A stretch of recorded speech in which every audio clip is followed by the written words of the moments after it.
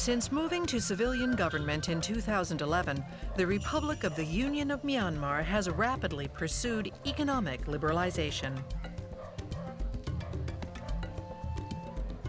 This has resulted in real GDP growth of 7.7% in 2014, a faster growth rate than the average of the 5 leading ASEAN economies.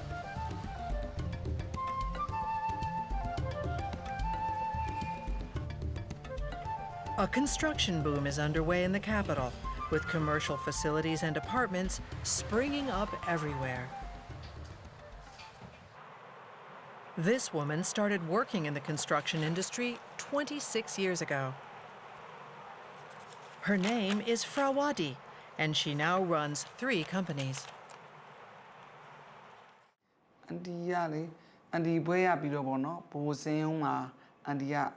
Account audit and nearly certain low no. Logan, now you like be the chema, Pasibayu, Lomeless Rouse, and 9 and the construction, Salu local Yautara no. Her father was a farmer, and her mother ran a shop. At university, Frawadi studied mathematics. At first, she knew nothing about the field she was hoping to succeed in. And the Yaza in Salo Long and Lobiates Rale, and the Binam Yubono, or Cantrina and the baby or South like the Chemawono, Tanguashes Shema, Lunangama, or Wabono, a year came Piedano, Piedo, Sebio can try Gama Sound, I know, go and go piano, Soundian and the other can try Locadeo, Yautuarava, a reaching Camarero, Salo Nepatabi and the Abama Nam and Lady Bow, Ladamia, a little marbono, engineer, call a little Mario. And if you're the same piano, and the Lila thing you be your Madi, Salo is the Lungan and the Pomunale Labio, the Fidel and the Wimio, and Lulu Sapipane. Frawadi went to construction sites every day to learn all she could about the work. Now her group of companies employs approximately 300 people. The companies are run day to day by her children, while as company chairperson, she works to improve the company's overall financial position. The young changes Miare. And Miare, Dredjamolo, people are made Chinima, who are social Pia Mono, Miera, not how Yobono, a local Jimarua, Yoarevono. Now to Quabanezro, go to Amana, shield to Amana. Nago to Amana, Tango to Amana, Miago to Amana. A shade long let me win you now down with you, Nizato, Tango around Melto around you. And you look at it, whiter than the Shamamono, social really Miayin and Yama. Social net Karaima, Tao thing another cool in it, and the Dua, Yang Europe. Now the social moon Pia, Pelumio, Aro Chutin York, Dinsending the less, sing nothing the less, low sound in the lesson hour, 3 below.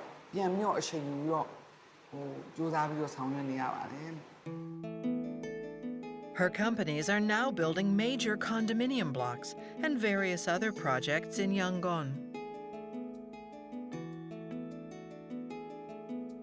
In addition to running her companies, she also plays another important role. She's the chairperson of the Myanmar Women Entrepreneurs Association. And the road they malebe, see why he looked at Mudu, Susie Biro, did on at the Peter to Jamolo. You know, I Jamaranga, my new Joe Sorarama, or Mudu people to Gayan, Kakere and Itava, Guso in Munji, 2 Gia Sabo, no? Toromia, Mudu, Pilla, the Rube, New Joe Sorenia Malebe, Mudu, Torre Mudu, Bono, and Yaya Nia Yala, not to go about Lesro. See why long 9 day, a Mudu. Dinya think Jagoyare, Mudi, Miai Shida, Dredjamolo.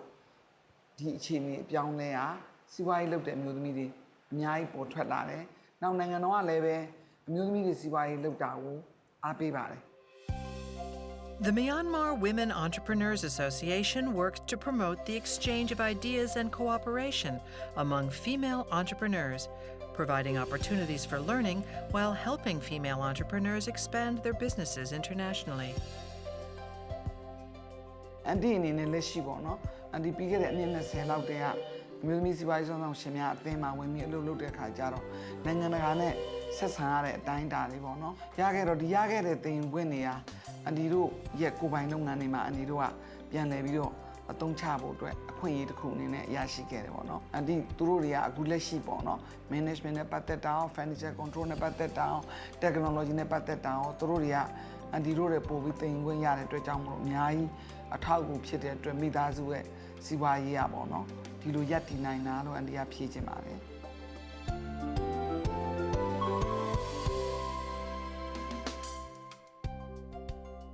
အမျိုးသမီးတွေကိုပြောချင်တဲ့စကားကဘာလဲဆိုတော့ကျမတို့အမျိုးသမီးတွေအနေနဲ့ပေါ့နော်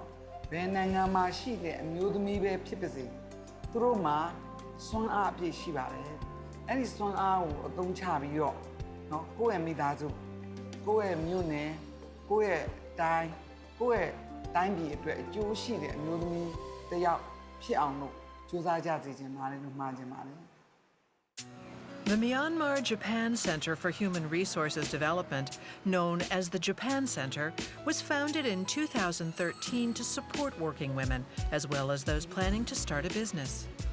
The Japan Center has an office and business training center on the 12th floor of the Union of Myanmar Federation of Chambers of Commerce and Industry building. The center houses many training activities jointly created by JICA, the Myanmar Ministry of Commerce, and the Federation of Chambers of Commerce and Industry. ကဲတော့ဒီဟာကကျွန်တော်တို့တိုင်းပြည်ရဲ့အခုလို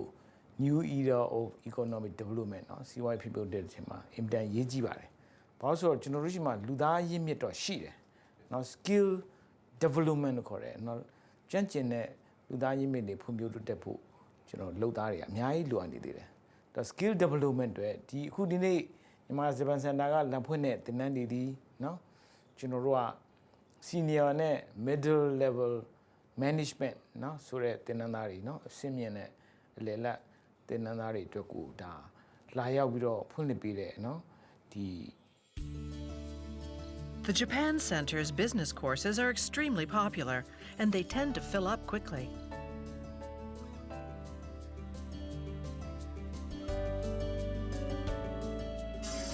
They include topics such as personnel management, business planning, strategic marketing, and other business areas. Other popular courses include special training for entrepreneurs and networking.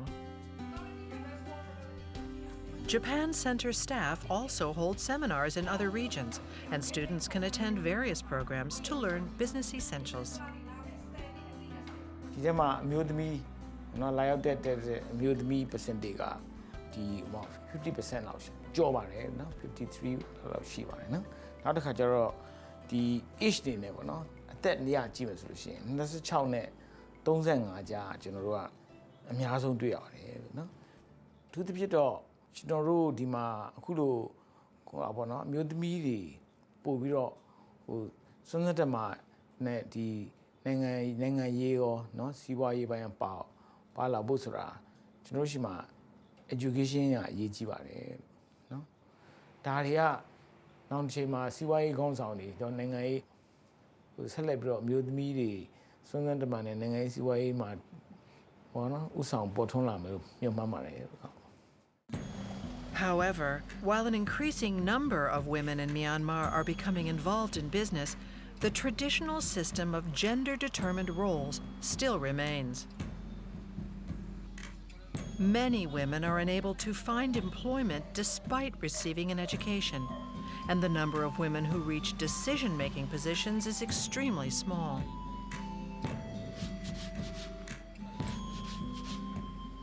There are also significant differences in opportunity between women in urban and rural areas.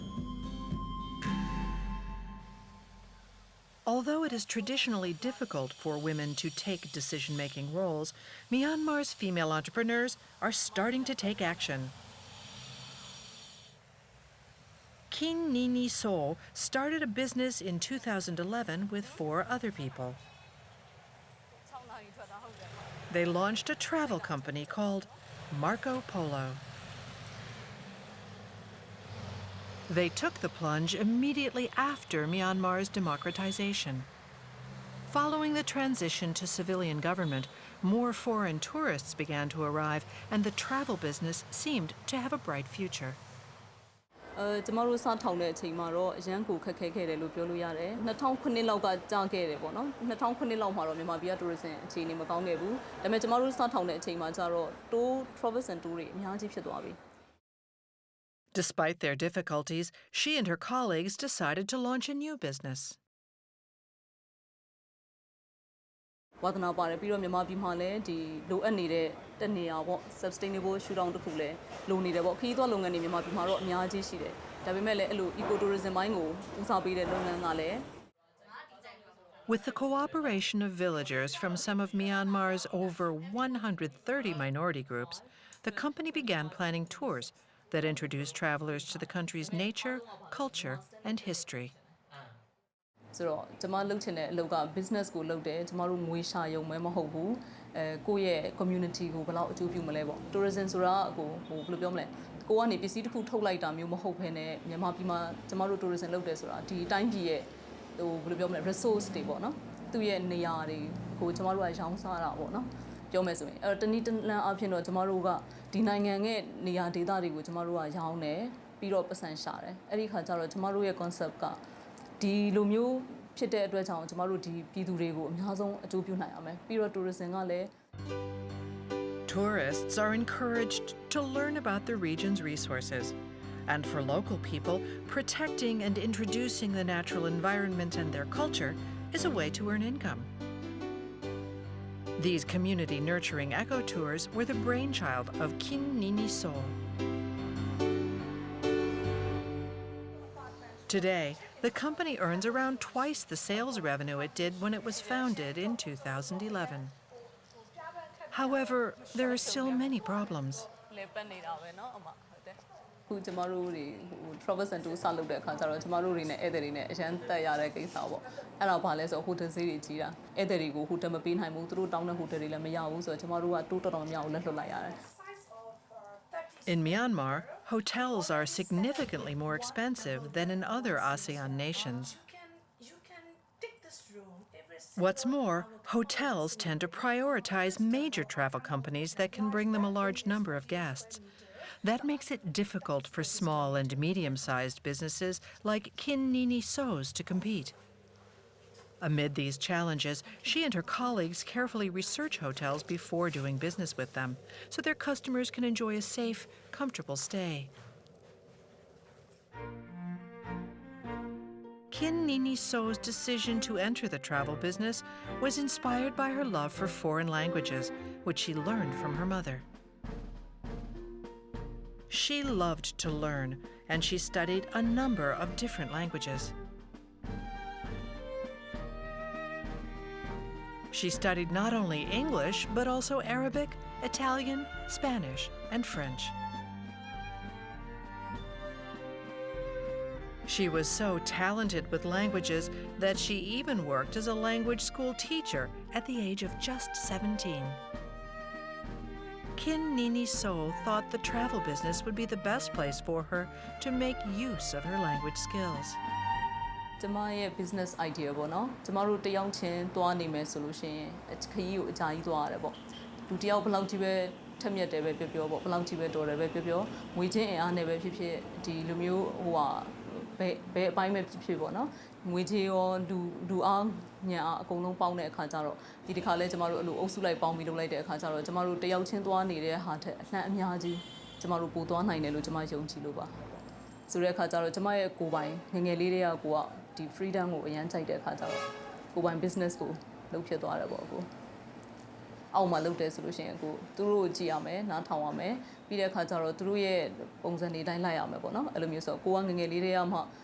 freedom လောက်ရတာကိုလည်းကြိုက်တယ်ကျွန်မ freedom thinking လောက်ရတာလည်းကြိုက်တယ်ပေါ့ဆိုတော့ business ကိုလည်းကျွန်မနဲ့စိတ်တူကိုယ်တူနဲ့အဲ့လိုမျိုးပူးပေါင်းလုပ်နိုင်မဲ့သူတွေနဲ့အလုပ်လုပ်ရတဲ့အခါကျတော့ကိုယ်ပိုင် business လည်းဖြစ်တယ်ကိုယ်နဲ့စိတ်တူကိုယ်တူတွေနဲ့လည်းလုပ်ရတဲ့အခါကျတော့ကျွန်မတို့လုပ်ချင်တဲ့ပုံစံအတိုင်းပေါ့ဥဆောင်ပြီးတော့ဘယ်လိုပုံစံလုပ်မယ်ဆိုကျွန်မတို့တိုင်ပင်လိုက်ပြီးဆိုတာနဲ့ဒီပုံစံတိုင်းလုပ်နိုင်တယ်ပေါ့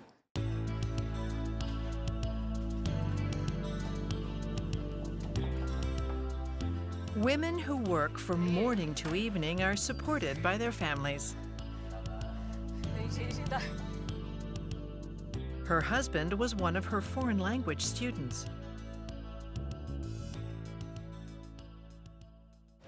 ကျွန်တော်ကတော့ဟိုတာပေါ့ဗျာကျွန်တော်မျိုးသမီးတူကုမ္ပဏီထောင်မှာဆိုရင်တော့ကျွန်တော်ကဝမ်းသာပါတယ်ဘာလို့ဆိုတော့လေကျွန်တော်လည်းအဲ့လိုမျိုးဟိုကိုကလည်း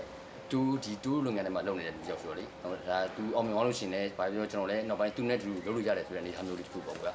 ငါးစရာဟောလေအောင်မကငါးစရာ The couple have a daughter. အဲ့လိုအမေကတော့ဂုံယူပြီးတော့အားကြတယ်ကုမ္ပဏီဒီချက်ပူအောင်မြင်အောင်လေအောင်မြင်စေချင်တယ်အမျိုးသားတော့ဟိုကျမရဲ့တကယ်ကိုပါရမီဖြည့်ပဲပါပဲဘာကြောင့်လဲဆိုတော့ဟိုကျမလင်းဟင်းတာတွေကတကယ်တော့များပါတယ်များတဲ့ဟာတွေဟိုသူကအကုန်လုံးပေါ့နော်သူတိုးအားရရှက်ဆိုလို့ရှိရင်တော့အစအဆုံးပဲသူအိမ်မှာဆိုရင်သမီးလည်းတအားသူနဲ့ပိုကတ်တယ်ပြောမှဆိုကျမ business မှာပိုများတဲ့အခါကျတော့သူနဲ့ပိုကတ်တဲ့အခါကျသမီးနဲ့သူနဲ့ကတီးမယ်စိုးမယ်အေးစစ်စစ်ပဲအိမ်မှာပြောနေကြတာပေါ့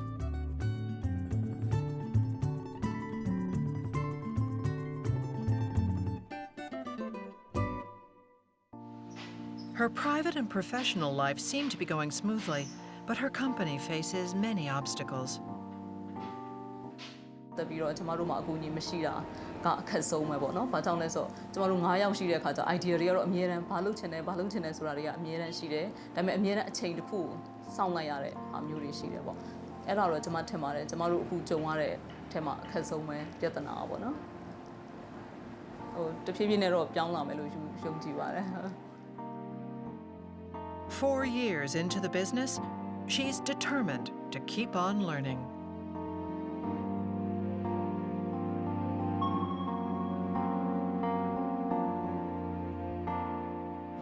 အမျိုးသမီးတွေအများဆုံးရင်ဆိုင်ရတဲ့အခက်အခဲဆိုတာကဟိုအခက်အခဲဆိုတာတဲ့အမျိုးသမီးတွေမှာအဟန့်အတားဖြစ်တဲ့အချက်ပေါ့အဲ့ဒါကဘာလဲဆိုတဲ့အခါကျတော့တတိမရှိတာပေါ့နော်ရဲရဲရင်းရင်းဟိုရှောင်နိုင်ဖို့ပေါ့နော်အဓိကတော့ကျွန်မတတိရှိဖို့အဓိကပြောချင်တာပေါ့အမျိုးသမီးတွေ In Myanmar, most firms are small and medium-sized businesses. The Union of Myanmar Federation of Chambers of Commerce and Industry was set up to help create a favorable environment for these businesses. ကျမတို့စီးပွားရေးလုပ်ငန်းတွေကတော့လေဒီဟိုစိန်ခေါ်မှုတွေကျမတို့မှာအများကြီးရှိပါတယ်အဓိကဟိုပါပေါ့ခွဲပြီးတော့ပြောမယ်ဆိုရင်ပေါ့နော်တကယ်လို့ဒီရေတိုကာလမှာအခုချက်ချင်းဟိုလုံနိုင်ကောင်းတာတော့เนาะဟိုကျမတို့ access to formal financing ပေါ့เนาะဆိုလို့ရှိရင်ကျမတို့ဟိုငွေအရင်းနှီးရလွယ်မှုပေါ့ဟိုဘဏ်ကချီးတာပဲဖြစ်ဖြစ်ဟိုပြောမယ်ဆိုလို့ရှိရင် financing ပေါ့ financing မှာ debt financing ဆိုရင်ကျမတို့ကငွေချီးပြီးတော့မှကိုယ်လုပ်ငန်းကိုလုပ်တာပေါ့เนาะအလားအလာကောင်းတဲ့စီးပွားရေးတွေမှာနိုင်ငံတကာကနေလာပြီးတော့ investor တွေကလာပြီးတော့မှရင်းနှီးမြှုပ်နှံတာမျိုးပေါ့เนาะဒါမျိုးတွေကျမတို့ဒီအခုချက်ချင်းလိုတယ်ဆိုလို့ရှိရင်ဒါတွေလာနိုင်တော့အခုချက်ချင်းရရင်တော့အကောင်းဆုံးပေါ့နော် In Myanmar, banks very rarely lend money to small businesses, and many companies find it difficult to make ends meet. Women face their own set of problems. ဟိုဒါမြန်မာဒလိထုံးစံရဆိုရင်ဒါဒီအမျိုးသားတွေဆိုအိမ်ဦးနတ်ပေါ့နော်ဒီလိုဆိုပြီးတဲ့အခါကျတော့ဒါအိမ်နောက်ဦးစီးပေါ့နော်အိမ်နောက်ဦးစီးဆိုပြီးတော့မှဒီပိုင်ရှင်အနေနဲ့တော့ဒီအမျိုးသားရောအမျိုးသမီးရောဒီမိသားစုပေါင်းပိုင်ပေမဲ့လည်းကျမတို့ register လုပ်လို့ရှိရင်အမျိုးသားတွေကများသောအားဖြင့်အမျိုးသားနာမည်နဲ့လုပ်ပါတယ်လို့အဲ့ဒါတစ်ချက်အမျိုးသမီးတွေကတော့များသောအားဖြင့်ကိုမိသားစုစီးပွားရေးကိုဆက်လုပ်မယ်ဆိုတာမျိုးပေါ့နော်ဆက်လုပ်ပြီးတော့အမျိုးသားတွေကတော့ဖြင့်ကိုမိသားစုစီးပွားရေးလည်းဥဆောင်မယ်နောက်အပြင်မှာဒီလိုအသင်းအဖွဲ့တွေစီးပွားရေးအသင်းအဖွဲ့တွေမှာလည်းအမျိုးသားတွေကလာမယ်ဆိုတော့အဲ့လိုသဘာဝတော့ကျမတို့ရှိနေတဲ့အတွက်ဒါမျိုးတွေလည်းရှိပါတယ်လို့များသောအားဖြင့်မိသားစုစီးပွားရေးတွေဖြစ်တဲ့အတွက်ဒါ Even so, there are still female entrepreneurs who take an active role in their business.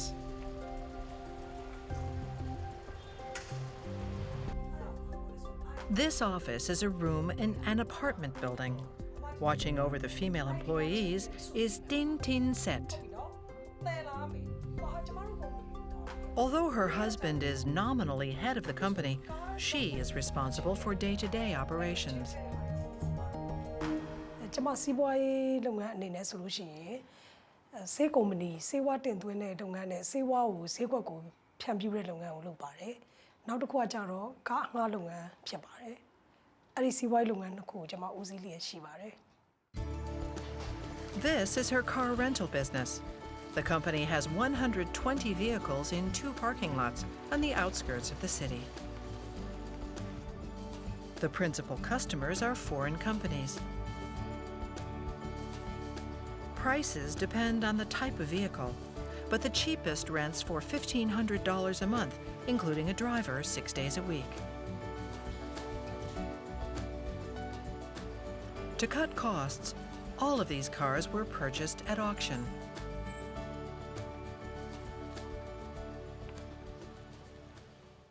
Myanmar နိုင်ငံမှာဒီ hotel and tourism ပေါ့နော် service sector ကဝန်ဆောင်မှုလုပ်ငန်းအခုနောက်ပိုင်း9နှစ်ကျော်လောက်မှာတရှိန်တိုးတက်လာပါတယ်ဒါကြောင့်ဈေးကွက်ကစတင်ပြီးတော့တဖြည်းဖြည်းတိုးပွားလာတဲ့အတွက်ကြောင့်မလို့ကျွန်မဒီကားအငှားဝန်ဆောင်လုပ်ငန်းကိုလည်းရွေးချယ်ရခြင်းပဲဖြစ်ပါတယ် Before she launched this business, she had already started a company that imports and sells pharmaceuticals. Good morning. Morning, Ma. Yes.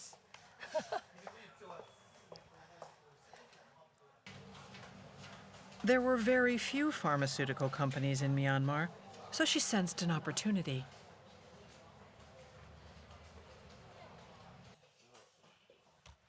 She says that memories of living in poverty drive her to work hard and run 2 businesses at the same time. ကျမတို့မိသားစုငယ်စဉ်တော့စီးပွားရေးအရန်ချက်တဲ့အတွက်ကျမငယ်ငယ်လေးကလေးဟာပညာတက်ပြီးတော့စီးပွားရေးကိုဦးဆောင်တဲ့အမျိုးသမီးဖြစ်ခဲ့ရင်ကျမရဲ့မိဘတွေနဲ့ကျမရဲ့အဖိုးကျမရဲ့မောင်လေးတွေကိုကျမလိုအပ်ချက်တွေအကုန်လုံးဖြည့်ဆည်းနိုင်မယ်လို့ဆိုပြီးတော့ကျမစိတ်ထဲမှာအမြဲတမ်းပတ်စံရှာခြင်းခဲ့ပါတယ်အကိုရအရှင်းဆုံးပြောတော့ပတ်စံရရင်စီးပွားရေးသမားဖြစ်မိသားစုကိုကောင်းကောင်းထောက်ပံ့နိုင်မယ်ဆိုပြီးကျမအဲ့လိုပဲဖြစ်ချင်ခဲ့တာပါနောက်လူတွေအများကြီးကိုလည်းကျမထောက်ပံ့နိုင်မယ်ဆိုပြီးတော့ She is now the mother of 2 children. What does her husband and business partner think of her as a businesswoman? ညောင်စလုံးကတော့ကျွန်တော်အလုပ်ဆိုပေမဲ့သူ့အလုပ်လဲကျွန်တော်လုပ်ပဲကျွန်တော်အလုပ်လဲသူ့အလုပ်ပဲနှစ်ခုစလုံးကတော့ကျွန်တော်လူတဲ့အချိန်မှာဆိုရင်လဲ तू ကကူညီပေးတယ်လို့ तू လူတဲ့အချိန်မှာဆိုရင်လဲကျွန်တော်တို့ကအင်ရှင်မာခေါင်းအရေးသွေးနဲ့လဲပြည့်စုံတယ်လို့စီးပွားရေးပါတနာတယောက်အနေနဲ့လဲသူ့မှာအရေးချင်းရှိပါတယ်သူ့ဆိုလို့ရှိရင်ကျွန်တော်ဘယ်လိုဖြစ်စေချင်လဲဆိုရင်စီးပွားရေးမှာအောင်မြင်ပြီးတော့ပါဝါညို့ကို तू အများကြီးအထောက်အကူပြုနိုင်တဲ့မိန်းကလေးတယောက်ဖြစ်ပြီးတော့ She now works hard with the support of her family, but she has also experienced times of struggle. ဒီကားလုပ်ငန်းမှာဆိုလို့ရှိရင်ကျမတို့ကုမ္ပဏီမှာဒီအာမခံလုပ်ငန်းမြန်မာနိုင်ငံမှာတိတ်ပြီးတော့ပေါ့နော်ခင်လည်းမဆောင်အာမခံလုပ်ငန်းမကျေပြန့်သေးတဲ့အတွက်ရင်တိုက်မှုတွေလည်းကျမတို့ခဏဖြစ်တယ်ရင်တိုက်မှုဖြစ်တယ်ကားမောင်းသမားတွေလည်းပေါ့နော်အရင်တော့ဆိုလို့ရှိရင်မကြာခဏဆိုသလိုကားတွေကိုမောင်းပြီးတော့အပြင်ကိုထွက်ပြေးတဲ့အတွက် customer တွေရဲ့နောက်ဆေးကုမ္ပဏီမှာဆိုလို့ရှိရင်လေဆေးတစ်မျိုးဟာလူတချို့တွေနဲ့ပေါ့နော်မတည့်တဲ့အကူရအင်္ဂလိပ်စကားလုံးနဲ့ပြောရရင်ဆေးနဲ့ဓာတ်မတည့်တဲ့ယောဂဆိုတာဖြစ်တဲ့အတွက်ကျမရဲ့ခံယူချက်ကတော့လေအောင်မြင်မှုဆိုတာလည်းအတွေ့အကြုံတစ်ခုပဲဆုံးရှုံးမှုဆိုတာလည်းအတွေ့အကြုံတစ်ခုပဲနောက်ကျမအောင်မြင်မှုထက်ကိုကျမဆုံးကြရှုံးတာကိုကျမပို့ပြီးတော့ကျမကြိုက်တယ်လို့ဘာဖြစ်လို့လဲဆိုတော့ကြရှုံးမှုကလူတွေကိုhardship ပေါ့နော်ခက်ခဲမှုတွေကိုပေးတယ်အဲ့ခက်ခဲမှုကလူတွေကိုရင့်ကျက်စေတယ်ပြီးတဲ့အခါမှာလူတွေကိုဘဝင်မြင့်မှုကနေပြီးတော့တာမန်ဘဝကိုအများအားပြန်ပြီးတော့ရောက်သွားအောင်ကြရှုံးမှုတွေကပဲပို့ပြီးဖန်တီးပေးနိုင်တယ်အောင်မြင်မှုကလူတွေကိုဒီစိတ်ဓာတ်ရေးရာအဖြစ်ပေါ့နော်ဖောင်းပွားမှုတွေကိုဖြစ်ပေါ်စေတယ်လို့ Almost every day, she makes time to gather her employees together and hear from them directly.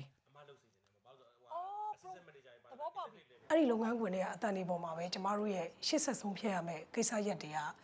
အဲ့ထဲမှာပဲပြဿနာရှိပြီးအဲ့ထဲမှာပဲအဖြေရှိတယ်ဒါကြောင့်လုပ်ငန်းခွင်ကလူတွေနဲ့ထိတွေ့မှုကိုကျမဘယ်တော့မှမပြတ်စေရအောင် She takes time out of her work schedule to make a visit.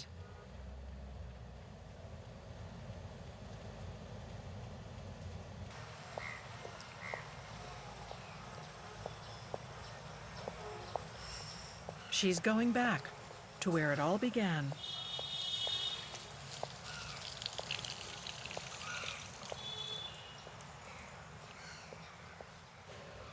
She arrives at an old apartment block.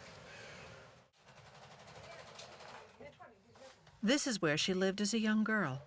Now the apartment has been refurbished as a workshop, and the sound of sewing machines rings out. The workshop provides a workplace for women from around the country who've been unable to get an education for various reasons.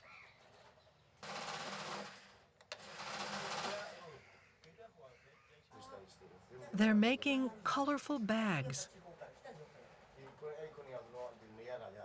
The bags are made from leftover fabric that would otherwise be thrown away. ကျမတို့နိုင်ငံဆင်းရဲတယ်ဆိုတော့လေဒီစွန့်ပစ်ပစ္စည်းမှန်သမျှအသုံးချခြင်းနဲ့စိတ်နဲ့ပေါ့နော်ကျမတို့ဝယ်ပြဒီမျိုးသမီးလေးတွေကိုဆက်ချုပ်တင်ပေးတယ်တင်ပေးပြီးတော့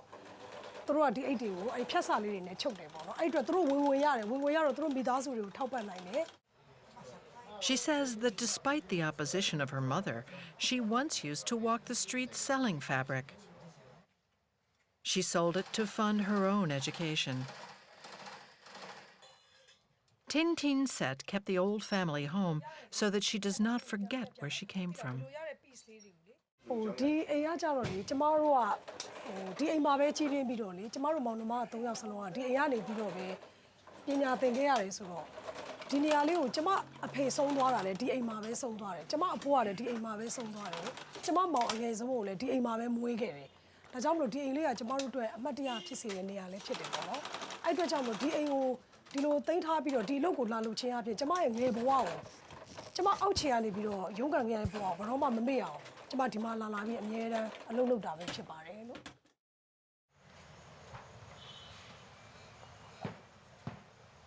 We asked her if she has a guiding philosophy.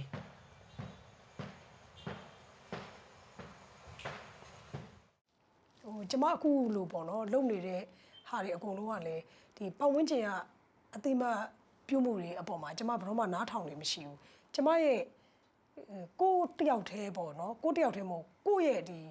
အသိမပြုမှုနဲ့မိမိကိုမိမိရဲ့အများအပေါ်မှာအကျိုးပြုနိုင်မှုဆိုတာကိုကျမကိုယ့်ကိစ္စကိုကိုယ်နှလုံးသားထဲမှာပဲကျမစဉ်းစားတယ်သူများရဲ့ဒီအသိမပြုမှုမပြုမှုဟာကျမရဲ့လုပ်ရက်ကိုဟိုအများကြီးထိရောက်တက်ဝင်လိမ့်မရှိဘူးပေါ့နော်အများကြီးမလွှမ်းမိုးနိုင်ဘူးသူများချီကျူးတာသူတို့လည်းအများနဲ့အဲ့လိုဥပမာပြပြီးတော့ပေါ့နော်ကျမကဒါကိုဟိုသူတို့အများနဲ့ဒါကိုအများနဲ့လမ်းပြလေးရှိတယ်သူများပြောတာကိုသိပြီးတော့ပါစပ်ဖျားမှာလမ်းမဆုံးဖို့ကိုယ်ခံယူချက်နဲ့ကိုယ်လုပ်ဖို့ပေါ့နော်ဒါကျမတို့မြန်မာလူမျိုးမှာဒီအချိန်မှာဒါအသိအရေးကြီးဆုံးပဲလို့ကျမထင်တယ်ပေါ့နော်